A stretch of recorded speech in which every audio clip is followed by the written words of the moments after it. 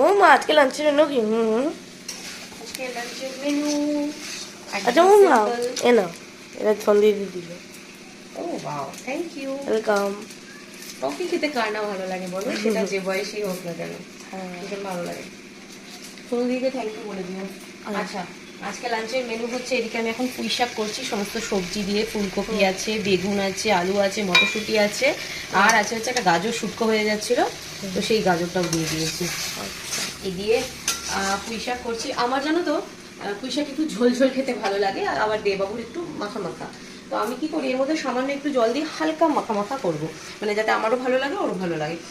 আর পুঁই শাক তো মাছের মাথা, চিংড়ি মাছ অনেক কিছু দিয়েই হয়, যেটা এখন আমাদের নিরামিষ বলে হচ্ছে না। তবে আমার বেশি ভালো লাগে হচ্ছে চিংড়ি মাছ দিয়ে। তোমাদের মাছের মাথা দিয়ে বেশি পছন্দ, না চিংড়ি মাছ দিয়ে বেশি পছন্দ, না কিরকম নিরামিষ পছন্দ জানিও কমেন্ট করে। আমার তো মানে চিংড়ি মাছ দিয়ে যদি পুঁই শাক হয় তাহলে আর কিছু লাগে না, একটু ঝোলঝোল করে হবে, ওই দিয়ে আমি খেয়ে নেবো।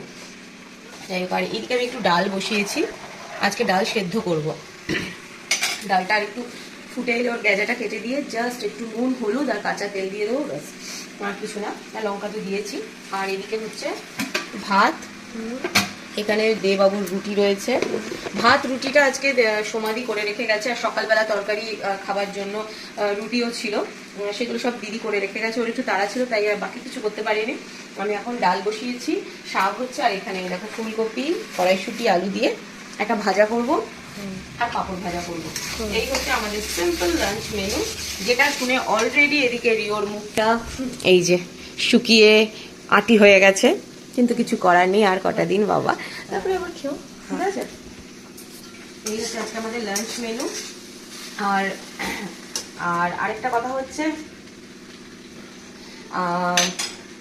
আমাকে একজন জিজ্ঞেস করেছিলে যে দিদি রুহি কথা যে ইউটিউবে চ্যানেলটা আছে, ওখানে তুমি কখন ভিডিওগুলো পোস্ট করো, তো সেই বুঝে আমি গিয়ে দেখবো। তো আমি বলে রাখি, তোমরা প্লিজ সাবস্ক্রাইব করে রেখো, তাহলে তো সাবস্ক্রাইব করে রাখলে অল নোটিফিকেশন অন করা থাকলে নোটিফিকেশন ফোনে চলেই আসবে। তাছাড়া মোটামুটি আমি 2:10 নাগাদ দুপুরবেলা শেয়ার করি, এই 2 থেকে 2:10-এর মধ্যে ভিডিও প্রত্যেকদিন শেয়ার করি। এবার ছোট বাচ্চা নিয়ে বুঝতেই পারছো, কোনোদিন একটু এদিক ওদিক হয়ে যায়, বা কোনোদিন হয়তো পোস্ট করতে পারছি না, তবে 100% চেষ্টা করি যে প্রত্যেক দিনের পোস্ট করতে পারি, মানে আগের দিনের ভিডিওটা পরের দিন দিতে পারি, আর 2 নাগাদ ভিডিও পোস্ট হয়ে যায়, শিডিউলটা ওইভাবেই করা থাকে। আর সেই ভিডিওটা যেটা আজকে ইউটিউবে পোস্ট হচ্ছে, সেটা তোমরা ছোট একটা দুটো ক্লিপ হয়তো 2-3 দিন, 2 দিন, 3 দিন, 4 দিন, 5 দিন পরে ফেসবুকে দেখতে পাচ্ছ। এবার হয়তো ব্যাপারটা তোমাদের ক্লিয়ার হয়ে গেছে। আর আরেকটা কথা হচ্ছে, কালকে সত্যি দেবাবুর খিচুড়িটা দারুণ দারুণ ফাটাফাটি হয়েছিল। এবার রেসিপিটা তো আমি ওকে বলে দিয়েছিলাম এইভাবে এইভাবে করো, ও করেছিল, কারণ ফার্স্ট টাইম ও খিচুড়ি করেছে কালকে। কিন্তু আমি কিন্তু দাঁড়িয়ে থেকে বলে দিইনি, জাস্ট বলে দিয়ে চলে গেছি আমার নিজের কাজে। ও ওর মতো করে করেছে, খুব সুন্দর করেছিল।